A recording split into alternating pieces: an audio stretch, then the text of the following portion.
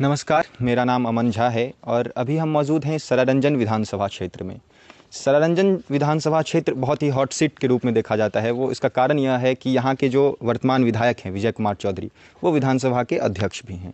इसको लेकर के सरारंजन की बातचीत बिहार की राजनीति में बहुत ऊपर तक जाती है। अभी हमारे दाहिने तरफ जो मौजूद हैं, इनका नाम है गुंजन मिश्रा जी। नमस्कार। ये नरहन से आते हैं और नरहन वारिसनगर में पड़ता है, विभूतिपुर विधानसभा क्षेत्र में पड़ता है, और ये चाहते हैं कि सरारंजन विधानसभा क्षेत्र से ये चुनाव लड़ें। और क्यों लड़ना चाहते हैं ये बताएंगे गुंजन मिश्रा जी। देखिए अमन जी, सरारंजन विधानसभा से चुनाव लड़ने की बात जो है वो एक हद तक सही भी है। और हम युवा हैं, भारतीय जनता पार्टी में 10 वर्षों से मैं काम कर रहा हूं। ऐसे बहुत सारे युवा हैं जो वर्षों से काम करते हैं। हर लोगों की इच्छा होती है कि राजनीति में आगे बढ़ें। आगे बढ़ने का मतलब ये नहीं होता है कि आप प्रदेश में चले गए, राष्ट्रीय टीम में चले गए। कहीं ना कहीं वो अपने समाज की नेतृत्व करने के लिए, युवा वर्ग का नेतृत्व करने के लिए राजनीति में आता है। और हम अगर युवाओं का नेतृत्व नहीं कर सकें, युवाओं की समस्याओं को समाधान नहीं कर सकें, अब हम जिला अध्यक्ष रह के तो युवाओं की समस्या का समाधान नहीं कर सकते। कहीं ना कहीं उसको संवैधानिक पद पर सदन में जाने की ज़रूरत आती है। चाहे वो किसी भी समस्याओं को जब आप सामाजिक काम में करते हैं तो आप सामाजिक स्तर से आप सहयोग करके समस्याओं को समाधान कर सकते हैं। लेकिन जब शासन और प्रशासन की बात आती है तो कहीं ना कहीं आपको संवैधानिक पद की आवश्यकता होती है, चाहे वो वार्ड सदस्य का हो, चाहे वो मुखिया का हो, चाहे वो विधायक का हो या लोकसभा का हो, सांसद का हो। तो इसलिए अब चुनाव लड़ने की बात जहाँ तक है तो मैं सब लोगों को मैं यही कहा हूँ कि भारतीय जनता पार्टी और हर पार्टी के लोग युवाओं को चुनाव में उतारे। जब इस देश की आबादी 65% युवा है तो राजनीति में युवाओं का 50% अधिकार क्यों नहीं। सिर्फ युवा कार्यकर्ता आपके अगुवाई में, आपके स्वागत में खड़ा रहे और उसका राजनीतिक जीवन बढ़ता चला जाए, 40 चल जाए, 45 चल जाए, और उसे आप आगे नहीं बढ़ा सकते हैं, तो फिर युवा कार्यकर्ता का मतलब क्या हो गया। मेरे समझ से 18 से 35 अगर इस देश की आबादी 65% तो युवा है। लेकिन राजनीति में युवाओं का पैमाना क्या पता है आपको मन जी? राजनीति में युवाओं का पैमाना 50 की बात होता है कि 50 जब आप पार कर गए तो आप युवा हो गए। मतलब ये बहुत ही मज़ेदार बात है कि गुंजन सर बता रहे हैं कि युवा होना जो है, मतलब युवा नेता और युवा साहित्यकार का उम्र का पैमाना देखिए आप 50 के बाद। निश्चित आप देखिए ना, आप अगर इस राजनीति में चाहे बिहार विधानसभा के 243 सीटों में आप अगर देखते हैं कि कितने युवा हैं तो आप परसेंट निकाल के दे सकते हैं। लोकसभा में जो 543 सीट, उसमें आप निकाल के देख लीजिए कितने युवा हैं। तो सिर्फ युवा इनकलाब जिंदाबाद करे, और इनकलाब जिंदाबाद करेगा क्योंकि उसको अपने समाज का नेतृत्व प्रदान करना है, वो कल का भविष्य है। तो मैं बार बार कहता हूँ कि अगर एक युवा 25 साल का लड़का IAS कंप्लीट करके एक जिला का अधिकारी बनता है और वो जिला अधिकारी समस्तीपुर जैसे जिला में 10 विधानसभा सीटों में 10 विधायक का नेतृत्व करता है, तो एक 25 साल का लड़का विधायक क्यों नहीं बन सकता है। लेकिन जब आप राजनीतिक पार्टियों से इस विषय की चर्चा करेंगे तो पार्टी के लोग बड़े कहेंगे कि अभी आपका उम्र सीखने का है, थोड़ा सा आप और सीखें और आगे बढ़ें, आपको और अनुभव होगा। अरे भैया, हम एक हमारा युवा भाई कलेक्टर बन जाता है तो 10 विधायक को अपने इशारे पे चलाता है, वहाँ नेतृत्व करता है। और हम विधायक बन जाएंगे तो अपने 30-35 पंचायत का एक विधानसभा होता है, क्या मैं 30-35 पंचायत को नहीं चला सकता हूँ? ये कहीं ना कहीं अलग है। इसलिए हम युवाओं को आगे लाने की ज़रूरत है। मैं सरायरंजन विधानसभा को चुना हो चूँकि हमें यहाँ से बहुत ज़्यादा लगाव है। और सरायरंजन विधानसभा का जो धरती है ना, वो एक उपजाऊ धरती है और युवाओं को यहाँ से आगे बढ़ने की बहुत सारी संभावना है। और मैं कहता हूँ कि सरायरंजन ही नहीं, भारतीय जनता पार्टी मुझे 10 विधानसभा में कहीं, मुझे ही नहीं, मुझे टिकट नहीं चाहिए। मैं स्पष्टता के साथ कहता हूँ कि मुझे टिकट भारतीय जनता पार्टी नहीं दे। लेकिन समस्तीपुर में 10 विधानसभा का सीट है तो 10 विधानसभा सीट में 5 युवा विधायक को टिकट मिलना चाहिए, युवा उम्मीदवार खड़ा होना चाहिए। मेरा ये मांग है। अगर उसमें गुंजन मिश्रा को भी अगर लोग, पार्टी के लोग पसंद करते हैं, जहाँ से लड़ाएंगे चुनाव लड़ेंगे, अगर सरायरंजन से ही लड़ाएंगे तो सरायरंजन से लड़ने के लिए तैयार हैं, कोई दिक्कत नहीं है। अच्छा, मैं एक प्रश्न करना चाहता हूं। आप युवाओं की बात कर रहे हैं और भारत युवाओं का देश है भी, लेकिन प्रतिनिधि जो हैं वो युवा नहीं हैं, वो बूढ़े हो चुके हैं और निश्चित रूप से अब प्रतिनिधि को बदलना आवश्यक हो चुका है। अच्छा, एक सवाल है कि अभी वर्तमान दौर जो है वो कोरोना काल कहा जा रहा है। कोरोना के काल में जो दूसरे राज्यों में लोग काम कर रहे थे, बिहार के दूसरे प्रदेशों में, पंजाब हो, हरियाणा हो, दिल्ली हो, वहाँ से लोग लौट कर आए, उन्हें नौकरी नहीं मिली, वहाँ पर लोग भगा दिए गए। जब वो वापस आए तो सरकार ने कहा कि बिहार सरकार ने कहा कि हम रोज़गार की व्यवस्था करेंगे। लेकिन अभी आप देखिए कि अब कोरोना काल है निश्चित रूप से, और अभी लगभग 90,000 से 1 लाख मरीज प्रत्येक दिन आ रहे हैं। इसके बावजूद ट्रेनों में और बसों में लोग भर कर फिर दूसरे प्रदेशों के लिए नौकरी के लिए निकल रहे हैं। तो फिर ये मतलब सरकार बेईमानी तो नहीं कर रही है लोगों के साथ? देखिए अमन जी, सरकार बेईमानी नहीं कर रही है। हम सीधा ये कह दें कि सरकार बेईमानी कर रही है तो थोड़ा सा अजीब लगता है। सरकार के कुछ अच्छे भी काम हैं, कुछ काम में देरी भी हुई है, ये सारी बातें हैं। लेकिन ये परिस्थिति हमारा कैसे बना, हम कितने बीमार थे, बिहार कितना बीमार था। अगर आप आज देखेंगे तो कहीं ना कहीं बिहार का पायदान थोड़ा सा बढ़ा है। शिक्षा हो या रोज़गार में हम कहीं ना कहीं थोड़ा सा कमज़ोर हैं। हमें चाहिए कि हमारे प्रदेश की जो सरकार है, वर्तमान सरकार है, उस सरकार को चाहिए कि आप सामाजिक डेवलपमेंट के साथ रोज़गार डेवलपमेंट पे आपका ज़्यादा फोकस होना चाहिए। अगर हम रोज़गार को बढ़ाते हैं तो निश्चित रूप से हमारा बिहार का जो जीडीपी है उसमें भी उछाल आएगा। हम यहाँ पे इंफ्रास्ट्रक्चर डेवलपमेंट नहीं कर पाए, कंपनियाँ नहीं लगा पाए। अब कारण जो भी हो, उस कारण में मैं नहीं चाहूँ, क्योंकि मैं वहाँ पर नहीं हूँ कि मैं बता पाऊँगा क्या है कारण। मैं पार्टी का एक कार्यकर्ता हूँ तो पार्टी के हिसाब से बात कर सकता हूँ, और एक युवा हूँ इसके लिए हिसाब से बात करता हूँ। जो लोग बाहर से आए और वो फिर जाने के लिए विवश इसलिए हैं कि ये कोरोना समाप्त होने वाला नहीं है। सरकारें जो कह रही हैं वो कहीं ना कहीं एक स्वास्थ्य विभाग का अपना टीम है, वो काम करता है, उसके हिसाब से कहता है। लेकिन क्या है ना कि अब यहाँ पे रह के 2-3 महीना रहा, लोग जो बाहर से वो रहे, अब यहाँ पे तो कोई उनको रोज़गार की सुविधा है नहीं। कितने लोग जल नल में काम करेंगे? नल जल जो योजना है उसमें कितने लोग काम करेंगे? ऑलरेडी वहाँ तो काम करने के लिए पहले से ही लोग हैं। मनरेगा में ही कितने लोग काम करेंगे? चूँकि बिहार की 30% जो आबादी है ना वो बाहर बसती है, और बिहार कृषि प्रधान, और 70 से 80% लोग गांव में बसते हैं, जहां ना कोई कंपनी है, जहां ना रोजगार का कोई सुविधा है। रोजगार का सुविधा है तो वो आप मजदूरी कर सकते हैं, दैनिक मजदूरी कर सकते हैं। तो दैनिक मजदूरी कितना लोग करेगा? अब गेहूं का, धान का समय है तो बस उतने ही समय की बात कर सकते हैं, उसके बाद फिर कहाँ जाएंगे? तो कहीं ना कहीं बाहर जाना पड़ता है, तो वो लोग जाएंगे ही। ये दुख का विषय है। इसके लिए मुझे थोड़ा सा ये लगता है कि सरकार कहीं ना कहीं। आपकी एक बात को काट देना चाहता हूँ। आपने थोड़ी देर पहले कहा इस मेरे पिछले सवाल के जवाब में कि बिहार में शिक्षा का स्तर थोड़ा बढ़ा है, लेकिन नीति आयोग की जो रिपोर्ट आई है फिलहाल के दिनों में, उसमें 17 बड़े राज्यों में बिहार का पायदान 16वां है। और नीति आयोग की रिपोर्ट में साफ साफ लिखा है कि यह रिपोर्ट शिक्षा, स्वास्थ्य और पुलिस पुलिस के जो काम होते हैं, प्रशासनिक सेवाएं, उसको आधार बनाकर बनाया जाता है। 29 राज्य में अगर 16वां पायदान, मैं कह रहा हूँ कि 17 बड़े राज्यों में, वही बिहार बहुत बड़ा राज्य है और 17वें बड़े राज्यों में बिहार का स्थान 16वां है। फिर आप ये नहीं कह सकते हैं। देखिए, ये अपना नीति आयोग का एक अपना पैमाना है कि वो उस पैमाने पे किस प्रकार से उन्होंने किया है। लेकिन जहाँ तक शिक्षा की बात करेंगे तो कहीं ना कहीं अमन जी, देखिए आप भी युवा हैं, और आप जब अपने बचपन के काल को देखते हैं और स्कूल की याद करते हैं तो कहीं ना कहीं परिवर्तन आपको भी नज़र आएगा। बच्चे स्कूल नहीं जाते थे, आज जो भी कारण हो, चाहे साइकिल का कारण हो या भोजन का कारण या पोशाक राशि का कारण, लेकिन बच्चे स्कूल जाते हैं। स्कूल में शिक्षक भी हैं। अब शिक्षक किस प्रकार से पढ़ाते हैं वो उस विषय में प्रकाश नहीं डालना चाहता हूँ, वो सबको पता है। हर चीज़ जो आप सारे लोगों को पता है, अगर मैं बार बार वही चीज़ बताऊँ तो लगेगा कि थोड़ा मैं ज़्यादा कर रहा हूँ, ज़्यादा एक्टिंग कर रहा हूँ। मैं एक्टिंग करने में विश्वास नहीं करता हूँ। सिंपल सा जो सामाजिक बात है उसको रखने के लिए तैयार हूँ।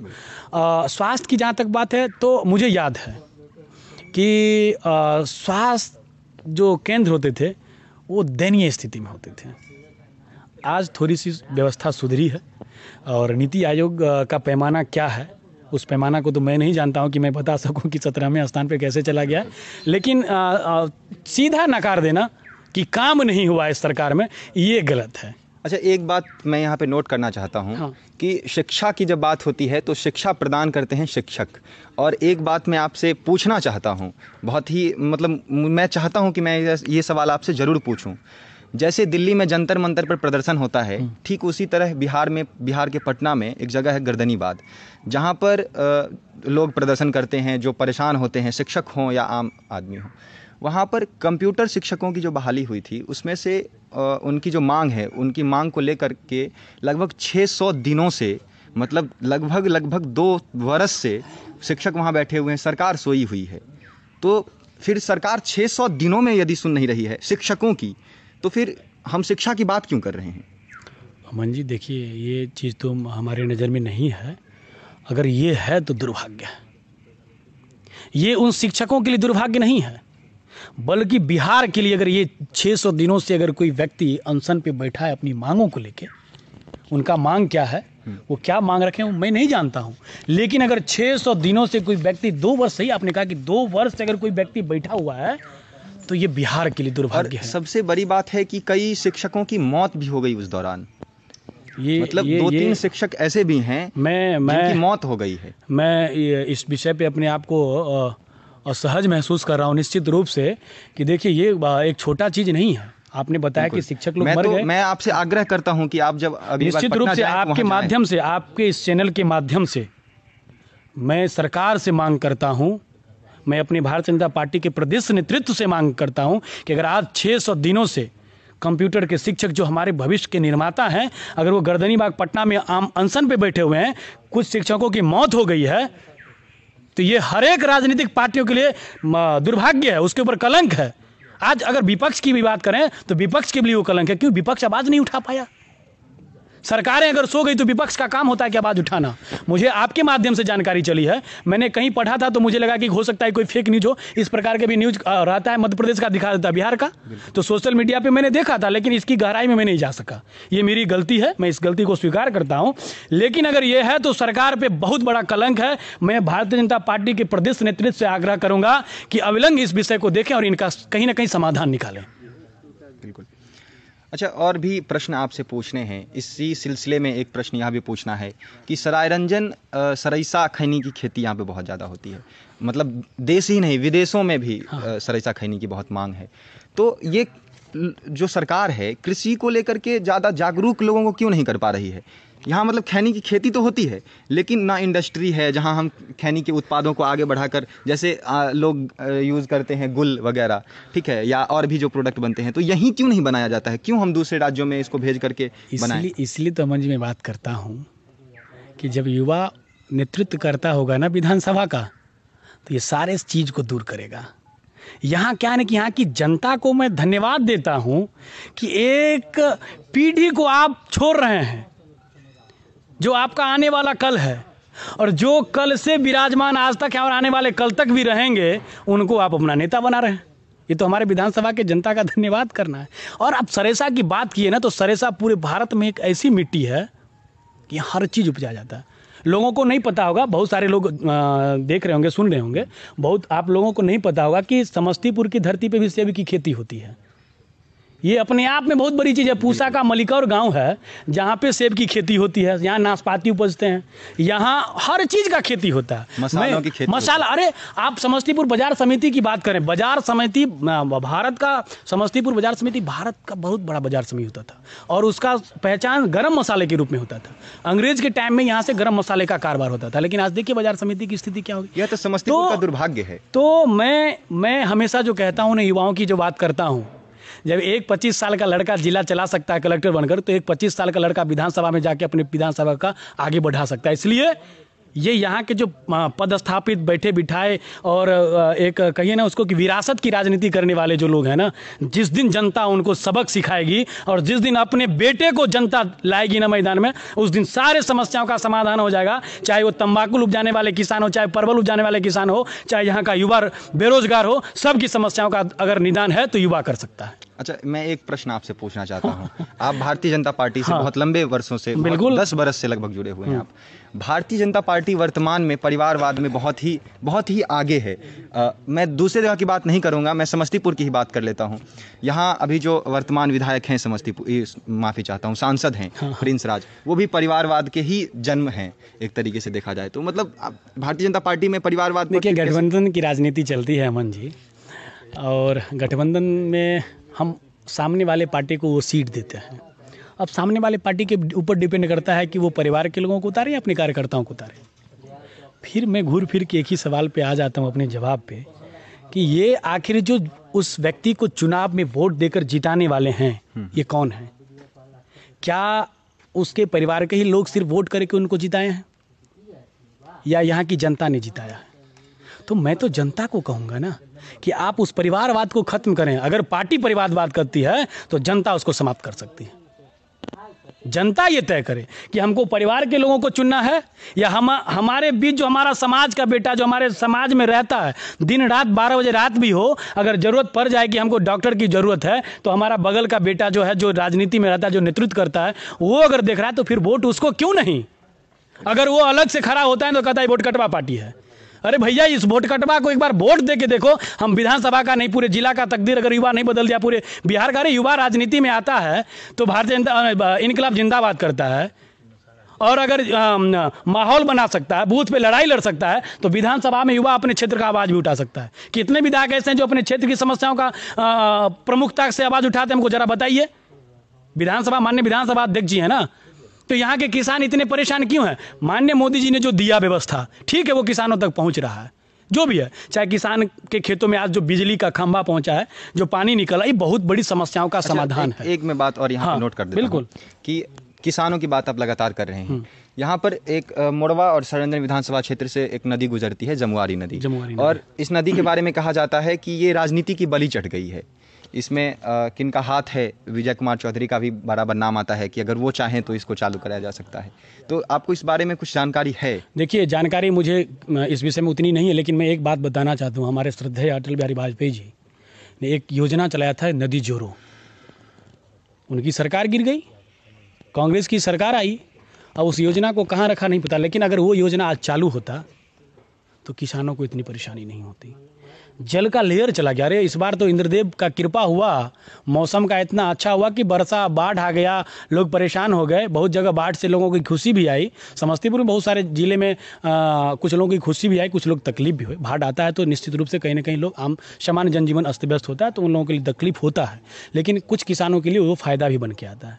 ये तो सरकार का पता नहीं क्या सा नियम है। अरे भैया, कोई भी व्यक्ति अगर राजनीति का भेंट चढ़ा रहे हो, आप इस क्षेत्र से जुड़े हुए लोग हैं और आप विभिन्न लोगों से मिलते हैं, बातें करते हैं, अपने लोगों की समस्याओं को आपके पास आता है, तो अगर लोग ये बात कहते हैं कि ये नून नदी या जमुआरी नदी राजनीतिक भेंट चढ़ गया, तो फिर राजनीतिक भेंट चढ़ाने वाले लोगों को आप जवाब क्यों नहीं देते हैं? आपके हाथ में ताकत है, वो वोट, लेकिन आप अपने वोट को ही बेच रहे हैं। ये मैं गलत नहीं कर रहा हूँ, हम आपके सामने कह रहे हैं। लोगों को लग रहा है कि देखो यार ये क्या बोल रहा है, लेकिन सच्चाई है। दिल पे हाथ रखे लोग कि वोट को बिक्री नहीं, बेचते नहीं है। जिस दिन लोग अपने वोट को बेचना छोड़ दे और उम्मीदवार को चुने, नेता को नहीं, पार्टी को नहीं। मैं कहता हूँ कि नेता बदलो, सरकार खुद बदल जाएगी। सरकार बदलने की क्या जरूरत है?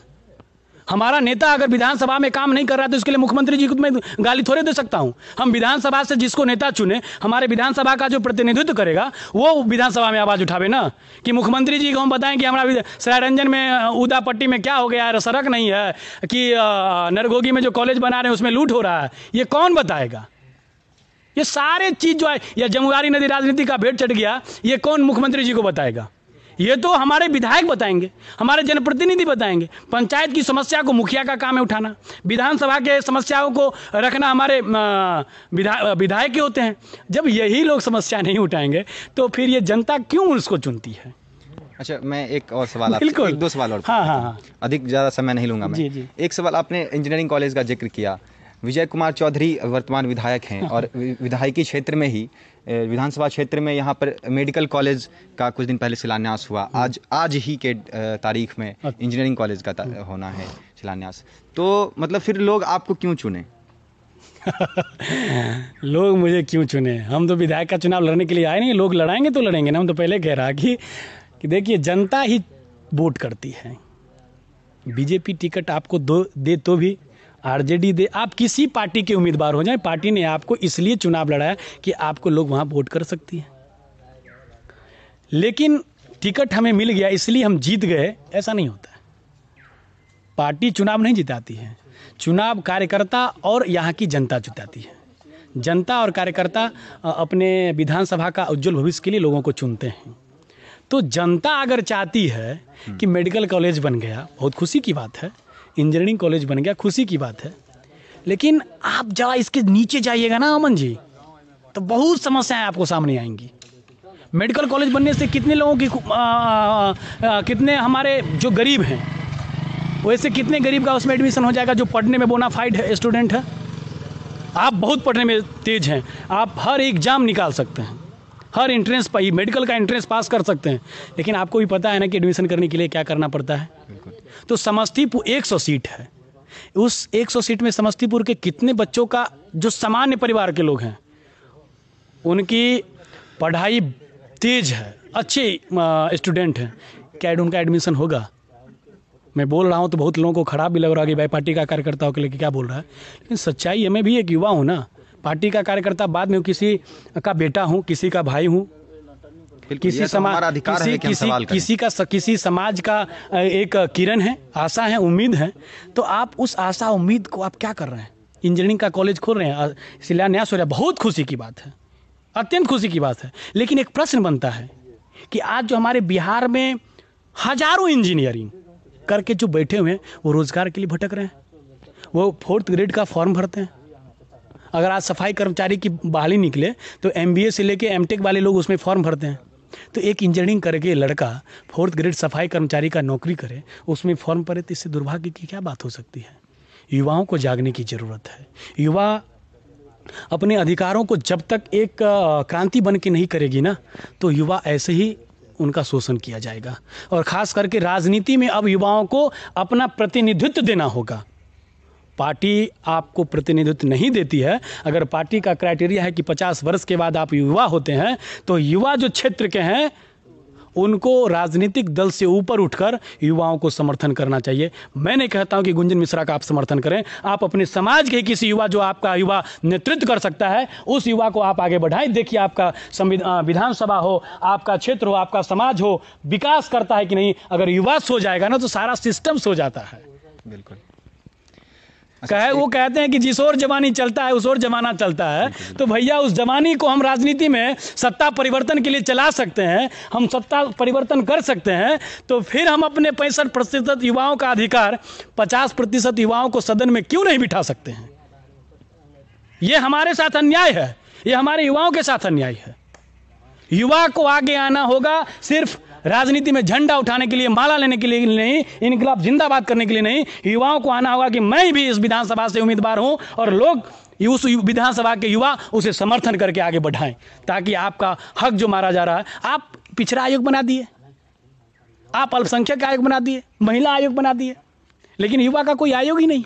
हमारे बिहार में इतने प्रतिभाएं, आप जानते हैं ना कि जो एशियन गेम होता है उसमें हमेशा ऊपर से कॉमनवेल्थ जो गेम होता है, और वो एक क्या गेम बोलते हैं जो विश्व स्तर पे होता है, जिसमें एथलीट्स वगैरह आते हैं, थोड़ा सा मिस कर रहे हैं हम, जिसमें आप अमेरिका और चीन को देखिएगा स्वर्ण पदक में सबसे आगे। भारत एक लाता, और यार इसका इतना प्रचार किया जाता है, एक लाने वाले का बिल्कुल होना चाहिए। एक तमिलनाडु या कहीं का एक लड़का था दक्षिण भारत का, जो 7 सेकंड में वो 100 मीटर दौड़ गया था खाली पैर। उसेन बोल्ट के रिकॉर्ड को उसने तोड़ा था, लेकिन चूंकि वो गाँव में दौड़ा था, वो कहीं दौड़ा नहीं था ट्रैक पे, वो किसी गेम में नहीं दौड़ा था, इंटरनेशनल गेम में। तो वहाँ से उस लड़के को उठाया गया, और उस लड़के को ट्रैक पे जो उसका पैरामीटर होता है कि किस तरह से यहाँ दौड़ हो, तो उसको जो है सो जूता पहना के दौड़ा दिया। वो लड़का नहीं कर पाया, उसको ज़्यादा समय लग गया, 25-30 सेकंड लग गया। तो भैया जब खाली पैर में वो दौड़ सकता है 7 सेकंड में, उसेन बोल्ट का जो 9 सेकंड का कुछ 100 मीटर की दौड़ का रिकॉर्ड तोड़ सकता है, तो आप उसको प्रशिक्षण दीजिए ना। उसे नेगलेक्ट करके हटा दिया। अगर आज उसे प्रशिक्षण मिलता तो लड़का उसेन बोल्ट का रिकॉर्ड तोड़ता। हमारे बिहार में वो प्रतिभा है ना, अरे गंगा नदी तैर जाता है लोग यहाँ का भाई। हमारे बिहार के लोगों में इतनी ताकत है कि दीरा क्षेत्र के जो लोग होते हैं 7 फीट के लोग होते हैं और हेल जाते हैं गंगा नदी बाढ़ के समय में। तो उस लड़के को अगर आप खड़ा पानी में, वो रुके हुए पानी में प्रशिक्षण दीजिए ना, अरे अमेरिका चीन को कहाँ छोड़ेगा भैया। बिहार में वो प्रतिभा है। सिर्फ आप प्रतिभाओं को ये नहीं कहें कि बिहार में ये प्रतिभा वो है, अरे उसका उपयोग कीजिए साहब, उसका उपयोग कीजिए, राजनीति से ऊपर उठ के कीजिए। अच्छा ठीक है, बहुत लंबा इंटरव्यू हो जाएगा, लेकिन मैं एक अंतिम प्रश्न आपसे करना चाहता हूँ। एक अंतिम प्रश्न यह है कि आज गर्मी अधिक है और देश में भी गर्मी अधिक है। एक विषय को लेकर मेन स्ट्रीम मीडिया में आप सुबह शाम वह खबरें चलती हैं सुशांत सिंह राजपूत को लेकर, क्योंकि सुशांत बिहार के ही थे और उनकी मृत्यु हो गई। यह एक मिस्ट्री बनकर रह गया है। तो मतलब ऐसा कह रहे हैं लोग, ऐसा मान भी रहे हैं मेन स्ट्रीम मीडिया में चलने के बावजूद कि इसको राजनीतिक प्रयोग में लाया जा रहा है, बिहार की राजनीतिक प्रयोग। देखिए राजनीतिक प्रयोग में कितना अमन जी लाया जा रहा है मैं नहीं कहूँगा, इस पर कुछ नहीं कहना है, क्योंकि किसी का बेटा मर गया है। हमारे बिहार का एक गौरव था, मर गया है। लेकिन सिर्फ एक सुशांत सिंह पे ही आवाज़ क्यों? हर रोज बिहार के ऐसे सुशांतों की हत्या होती है, हर रोज उस सुशांत का चर्चा क्यों नहीं होता है? अगर इसका कोई राजनीतिक फायदा लेना चाहते हैं तो इससे बड़ा दुर्भाग्य क्या हो सकता है? सुशांत को न्याय मिले, इसकी यह बात होनी चाहिए। लेकिन इसके आड़ में हम राजनीतिक फायदा लेंगे तो ये हमारे समाज का सबसे निचला स्तर होगा कि किसी के मौत पे राजनीति हो। ये दुर्भाग्य है। हम युवाओं को इससे सीखने की जरूरत है। हम युवा इस प्रकार की राजनीति में ना उलझें। हम युवा आने वाले भविष्य हैं। अगर हम जानते हैं अमन जी, आप आगे बढ़ते हैं तो आपका भाई देखता है कि हमारा भैया क्या कर रहा है और वो सीखता है। आज बिहार की स्थिति क्या है? सीखने की ज़रूरत नहीं है। बिहार में प्रतिभाओं की कमी नहीं होती थी। हर साल IAS IPS बहुत सारे ग्राफ नीचे आ गया। कभी इसके बारे में किसी ने सोचा कि सिर्फ IAS और IPS और राजनीति में युवा आ जाए बिहार में, यही बिहार का पहचान है?